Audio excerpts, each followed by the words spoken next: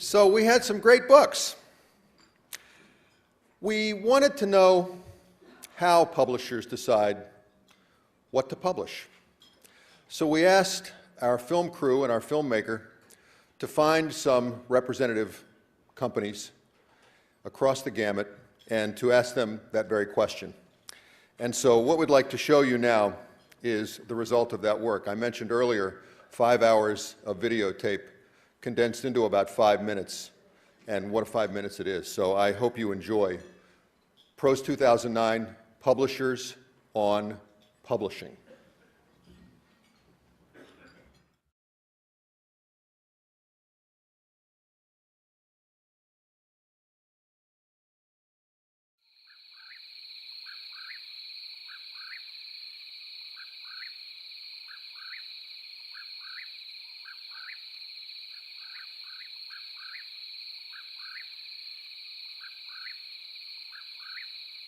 I think for all of us in publishing, loving books goes back to childhood. We couldn't imagine a life without books or a world without books in whatever form they take. We once had this linear path to market where we just let the book loose onto the world and people bought it. Now we release it and it goes off into the archives of aggregators. It goes into our own online publishing platform. It can be licensed any number of ways. There's the print version. The print version eventually will go into a print-on-demand version. Well, I have to say there's something special about the book itself. The electronic format isn't quite so appealing, is it? You can't bring it into the bathtub with you, or you can, unless you drop your Kindle in the bathtub, and then it's not so good. I am a great lover of books. I've got a large library myself, but I have to say I love reading on my Kindle too. In some ways, the House of Elsevier goes back to the days of Galileo, because the original House of Elsevier was Galileo's publisher for his last book.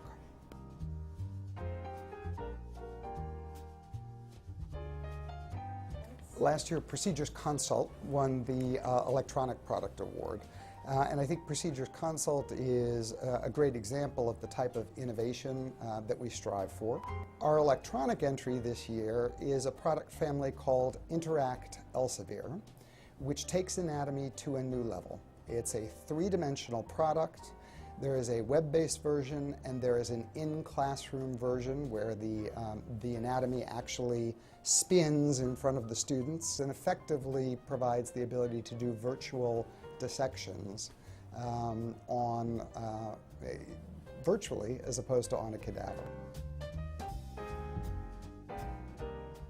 It's a really unpredictable business, but the one thing that has been a constant throughout all of it has been this, what should be an intimate relationship between an author and an editor. I mean, there are a lot of relationships like that last, decades longer than an average marriage.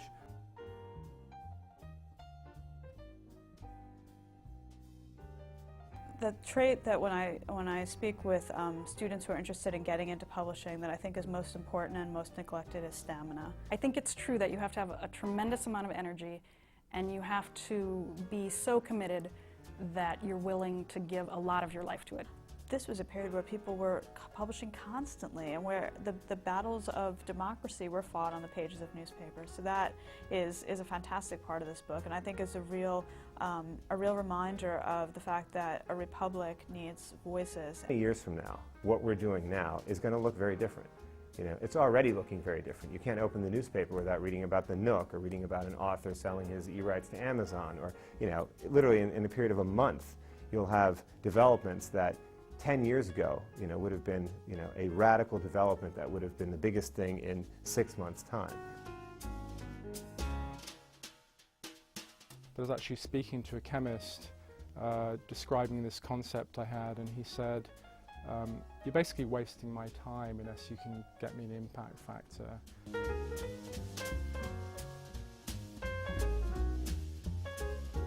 He didn't pull any punches. He basically said, go away and think about it and come back to me when you've got a better publishing model. The Wires model, it's trying to do a couple of things at least. So first of all, it's recognising the importance of interdisciplinarity, and that's really its central ethos, and I think it's the only publishing model of which I'm aware that really does that in such an overt way.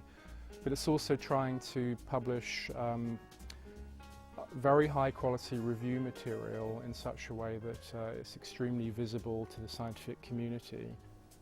Yeah, I think another one of our entrants this year that is, I think, striking for various reasons is the Encyclopedia of Protest and Revolution. I think it raises the question of how publishers tackle reference in this world of Google and Wikipedia. And certainly part of what I think we have to offer is something that's in far greater depth and rigor and peer-reviewed. With our new platform, our new technology, all the infrastructure we put in place in the last 5 years, technology is no longer a limiting factor. We can innovate as fast as the community and the marketplace wants us to.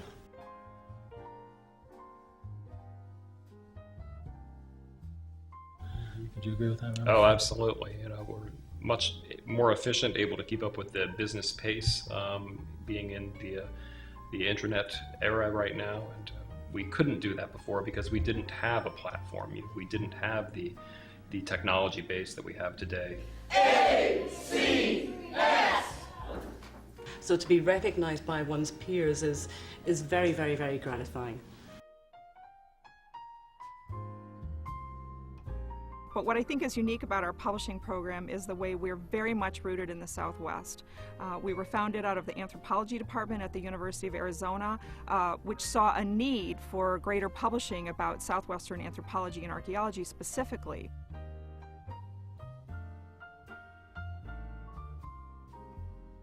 From that, we've grown to look at fields, as I said, that are significant to our region. So Inland Fishes of the Greater Southwest, much like Foods of Association, is extensive in its coverage. It covers everything from geology to climate to topography to conservation issues. It even includes a fish identification guide.